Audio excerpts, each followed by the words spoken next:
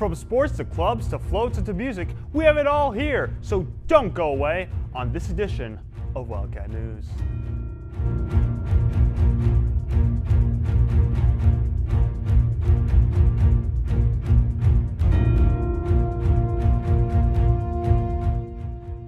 Welcome to Wildcat News, here to give you the scoop on this wonderful October month. Did you know to open our annual homecoming weekend, students participate in a float building all week leading up to the parade? Let's look behind. With the start of every school year comes a time-honored tradition, the annual homecoming parade. Behind the scenes, our high school students put in a week of hard work, creativity, and teamwork to bring their floats to life. Let's take a closer look at their journey from idea to celebration. I think the float is a great opportunity for everyone to meet each other and join for like one common force, you know? And it's honestly just so fun to be able to hang out with your friends, but also like have this experience of like bonding together. So I think my favorite thing about float building and this whole time in general is definitely just a sense of camaraderie among my classmates, especially this year as I'm a senior, so it's like our last time doing it. So it's just been a very fun time getting to talk with everybody. And I think something that I really learned about all of my classmates was that, you know, there's a lot of artsy kids and like you didn't really expect a lot of those kids to be sort of artsy in a way, but they really put their best foot forward. And we've got a lot of very talented kids in our class that are very good at a lot of different things. The best thing about homecoming, in my opinion, is that it's really nice to come together as a class, and float building is really solving a problem. Like, you have your theme, and then you have to figure out as a class what's the most creative way to display that theme. And that's the biggest thing I think students get out of it, is it's such a unique experience to solve problems with your classmates, and it goes beyond the classroom when you're applying what you learn. So the bus garage is cool, but I like the free pizza. The free pizza, really solid. One bite, everybody knows the rules. Once again, our students put an incredible effort into their floats, like every year, and had a great homecoming parade on Saturday, September 20th. The parade wraps up our previous Spirit Week, and the two combined set a high expectation for Wildcat spirit for the rest of the year. For WVTV, this is Elijah Carrick. Back to you in the studio.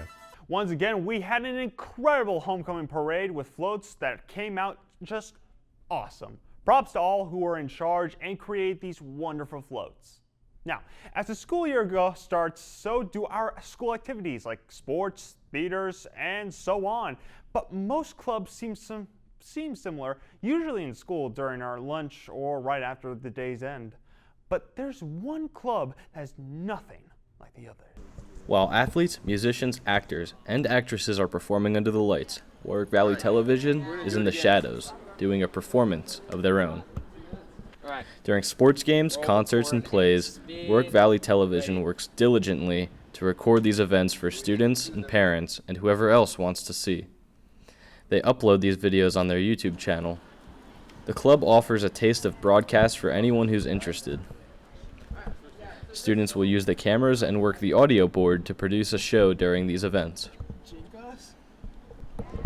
Recently, Warwick Valley Television covered the homecoming parade and the homecoming football game. My experience, I feel, was overall really good. Everyone did a pretty good job, I believe, and I hope that in the future more people step up and direct the parade. And even though there were a few mishaps, I feel overall we did a pretty good job as a team. The club was started by Mr. Ciccone when he became a teacher after a career in broadcast and television. He came here after many years of working in the industry, and he teaches the studio production program and the video production 1 and video production 2 programs. When students get involved with the Remote Operations Club, what do? I'd like to think they have fun. They get to be part of a team, and they gain skills. And those skills might lead to a job in television or film. Many students that are in the club aren't just in it because it looks good for colleges, but they join for the community environment that the club offers. I like the Warwick Valley Remote Productions Club because we film a lot of events together, like the football games, and I like to get together with my friends and hang out, and like we have the bowling alley events, and like we get together and have these picnics and stuff, and it's great. The community built by the club is more than just peers in a school club. It's closer to a job and coworkers. So if you're interested in making, not watching television, feel free to take part in the Warwick Valley Television Club. The class code to join the club is UV6EIXK. And for more information, see Mr. Saccone in room 136. The Wildcat Valley Television Club works to produce sport games, plays, and more. These can be found on Warwick Valley Television YouTube channel. Again, if you're interested in joining the class and want to see more information, see Mr. Saccone in room 136. Now, speaking of clubs, there are many hobbies people go into, like people there like playing their favorite sports or video games. But what if you don't have to play alone? It's a new school year, which means you could probably hang out with new friends or you could probably join a club. But what do these clubs have in store for you? So this year for the drama club, we're doing Les Mis for the spring musical, and we're doing Radium Girls for the play. Very exciting. A lot more heavier topics in the shows, but it's going to be pretty good. I'm very excited. Tabletop Gaming and Hobbying Club is a club where we play Dungeons and Dragons and Warhammer 40,000 and Magic the Gathering and other trading card games and tabletop board games. Basically, French Club, it's all about French culture mainly, and also about learning a lot about the French language. So we meet every other Thursday, and it's a pretty small group, but hopefully we can get more people next year. We watch a lot of fun movies. Sometimes we watch English movies in French, sometimes we watch just French movies, and we do a lot of fun things. We did a French giving last year with a bunch of French food, and it's just really fun, and I think everybody should join. The Environmental Club is a club for environmental enthusiasts to come together and express their love for the environment and do whatever they can, whether we're fundraising or we're writing letters to people or just watching movies and learning about the environment. Our meetings are in 170 at Thursday at lunch on Thursdays. Come join us. To me, robotics is all about problem solving and working with a team to actually build something that will work reliably and complete a set task that is pre-decided for it to do. SAD Club is Students Against Destructive Decisions. We help promote students making smart choices. We also sponsor the mock crash in the spring. It is a mock crash year, so that is going to be happening this spring. Also, Red Ribbon Week is going on this year, so we have a lot going on. We try to promote students making smarter choices instead of some silly ones that could happen. With this new school year, it's probably not too late for you to join any of these clubs. I'm Brett Robertson with WVTV, signing off. Thanks, me. Just so you know, it's never too late to join a club. I mean, who knows? Maybe it'll be a time you'll never forget. When we return, be ready to bring out your pom-poms and bathing suits. More information coming soon.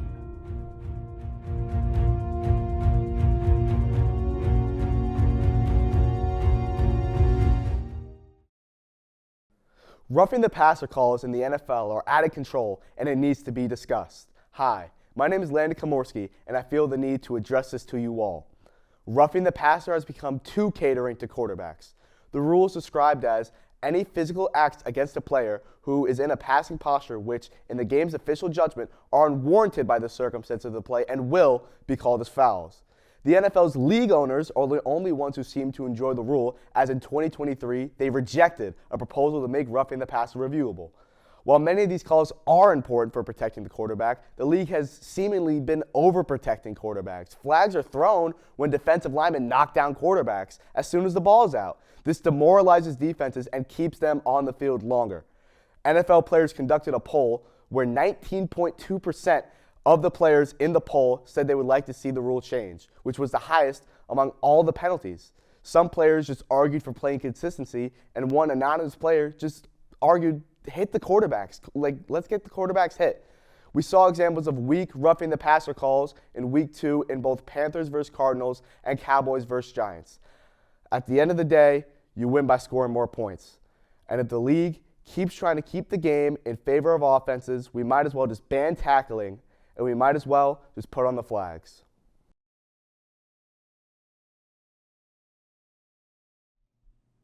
Welcome back, everybody, to Wildcat News. Coming up, we explore a sport where one person's misstep can mean failure for the entire team. And the secret ingredient that holds them all together? Well, let's find out. At any given football game, the cheerleaders are the heart of school spirit. But beyond the lights and the pom-poms, there's a deeper story of trust, athleticism, and relentless work. So when one person messes up, it affects everyone. They are ultimately athletes. You need to trust each other, that they'll be there for you. For these athletes, every stunt is built on a foundation of absolute trust. Trusting like your team is very important in every sport, but especially cheerleading, because you need to trust that everybody, especially in your stunt group, is going to do the equal amount of their part. When one person messes up, it affects everyone. Like, say someone's not here for a practice, it affects like the stunt group. This trust is made through intense physical training in a sport their coach says is often misunderstood and underestimated. So a lot of people perceive cheerleading to be just a sideline sport, and they often, discredit it and say it's not a sport. They are training constantly in and out of the gym at school. We practice 4 or 5 days a week for 2 to 3 hours at a time. Maybe the team's biggest hurdle is a logistical one, getting a large group of people with a wide range of experience to perform as a single unit. We have people from JV coming up to varsity or people who've never done cheer before. So we have to get everybody on the same level. It's really hard with a big team to get everybody on the same page, but we manage. So when you see them on the sidelines, you're seeing more than a routine. You're seeing the result of trust, dedication, and teamwork. For WVTV, I'm William Bowler. Back to you in the studio. The level of teamwork is impressive, and studies on group dynamics show that shared trust is more critical to success than individual talent. It just goes to show that the strongest teams aren't just performing together, they're depending on each other. Well, next up, we'll be questioning people about a feeling everyone has felt at some point, and why does it push some people succeed while others struggle to overcome it? Pressure is something that we've all have felt, whether it's in school, sports, or just everyday life. But what happens when that pressure comes on in the pool? When winning a race can come down to just a few seconds. Listening to music is a really big one because music can really set the tone of whatever energy you're feeling for that day and whatever energy you really need. I listen to really upbeat, really pumped up music just so I can get into that headspace of you can do this. And if I'm swimming a 500, which is 20 laps, I'll think of a song that has a steady beat that I can hold in my head the whole time, so I'm on pace. Go through everything I have to do for my race, my tempo, how my flip turn should look, how my start needs to be, and and then usually I stretch and stuff too. I start thinking of my whole race, I visualize the whole thing, and the other thing I do, I listen to music before my race, because I think it gets me in the mood. I try to listen to music that will pump you up. I kind of just think to myself I got this, and I think all these people came to watch me swim, because my grandparents and my family come. And then I just think they came to watch me. It's clear that swimming is as much about mental strength as physical skill, from pre-race routines to positive self-talk. For me, I don't swim, but I find that reminding myself that I can do it helps me. From WVTV, I'm William Bowler. Back to you in the studio. Pressure affects everyone differently, but studies show nearly 90% of athletes use some form of mental routine like visualization or deep breathing to improve performance. Just goes to show a strong mind can be as important as a strong body. When we come back, get ready to get a little groovy today. Coming up soon.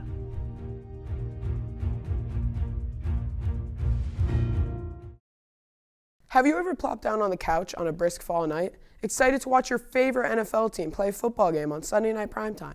But the first thing you hear when you turn on that TV is Chris Collinsworth's devious laugh. Hi, my name is Bobby Mosier, and I hate when Chris Collinsworth announces the games I'm watching. Despite the hatred I have for him, Chris Collinsworth is an experienced broadcaster who has won 16 Emmy Awards. He also played receiver in the NFL for the Bengals. He racked up 6,700 yards and 36 touchdowns. This gives Collinsworth a perspective on the game that most people don't have. You might think that having Collinsworth announcing games is a great idea with his experience and knowledge of the game. But once you listen to him, everything changes. His voice is piercing and his laugh is nauseating. It's not just me that thinks this though. One petition reached nearly 155,000 signatures from people that want to get Collinsworth off the air. I say enough is enough. Chris Collinsworth is a fool and a terrible announcer. His lack of a likable personality and voice for broadcasting highly outweighs his experience and knowledge. If it isn't clear by now, I think the NFL and NBC should do whatever it takes to get this idiot out of the booth and onto the couch. Not just for the fans though, but for the reputation and legacy of Sunday Night Football.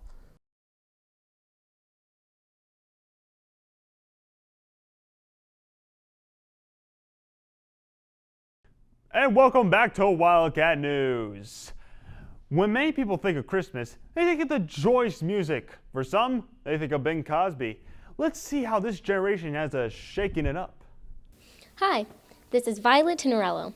Coming up soon is the holiday season, and that means so is the yearly, highly anticipated Jingle Ball. It's a concert that is every year to spread holiday joy and performed by the most popular artists at the time. This year's lineup just came out this week, and many people have a lot to say about it. So here we are in the halls of Warwick Valley High School to see what these teenagers think of the lineup. Today we are being joined by Jayla Artachi. What do you think about this year's lineup and why? I think that this year's lineup is just not going to draw a lot of people in because the artists are very unknown and they're not good at performing, and I don't think they're good at singing at all. What is an artist that you think would draw a lot of people in and would be good for this year? I think like Olivia Rodrigo or like Sabrina Carpenter, because they're like very good performers and very good singers and are like super popular right now. Yes, I agree. So there you have it. This year's lineup is extremely disappointing and they really missed the mark. Here we are with Warwick Valley Television, and we'll see you next time. The Jingle Ball has become a yearly tradition that families enjoy. The most successful year has had a huge artists like Lady Gaga and Shawn Mendes. Speaking of music, the music industry has been a main aspect of life for centuries. Lately, there's a new pop star who centers herself around the NFL, and now something new is coming, and it's not football victory. It's been 500 days since Taylor Swift's last album, TTPD, and her new album, The Life of a Showgirl, is coming out October 3rd. Are you an avid Taylor Swift listener? I've heard a lot of her snippets and samples and her fans hyping her up on TikTok. I haven't really listened to her new music, but a lot of her previous music I've been really interested in. Why do you think you're more fond of her old music than her new music? It was a lot catchier back then, what I believe, but I'm really interested to listening to the new album just to see what I'm missing. I love that. I'm also not a Taylor Swift fan like that, but I feel like the hype behind it, I definitely have to give it a listen. This is WVTV. My name is Nia White-Webb, and I hope you have an amazing day. Since it's been released, 250 million people have listened, and from what I've been told, the so-called hit album isn't a hit. Well, guess she just needs some improvement. Speaking of, we all have things we want to do in the future, with many wanting entertaining items or some form of human connection, but others might want to improve things with their past. With the new school year going on, there are plenty of things new students want to do this new school year, like hanging out with new clubs, joining new friends. But beyond what's new, what do students want to improve this new school year that they couldn't in the past? I probably want to keep getting better grades. I want to get faster in cross country. I want to beat Monroe. So it's one big thing. What I'm trying to improve this year is like my grades and also like how my teachers feel about me, because I'm trying to like get along with the teachers, become friends with them. So yeah, I'm just trying to make honor roll, get a good GPA for the team. Because I'm in cross country, so I'm trying to get a good average GPA for them too. So yeah, that's what I want to improve on. This year, since last year I didn't really study too much, I want to study some more. And I just want to make new friends because it's a new school for me. And I just want to meet like new people basically. Yeah. This school year, I want to become a better version of myself. Yeah, indeed. I want to get better grades, I'll be more determined with what I'm doing, and I want to get better track times. Probably be the best thing possible. I want to do better in history because I'm not doing that good. Right? Or well, I wasn't, but hopefully I'll do better now. So, and I get the honor roll, hopefully. After all these answers, it makes you think, what would you want to improve this school year? I'm Brett Roberson with WVTV, signing off. Thanks to Pressed Me. No matter what position you're in, whether good or bad, you can always strive to improve no matter what. Well, I guess that's the end of this. We hope to see you guys in the next news story. I'm Brett Roberson with WVTV, signing off.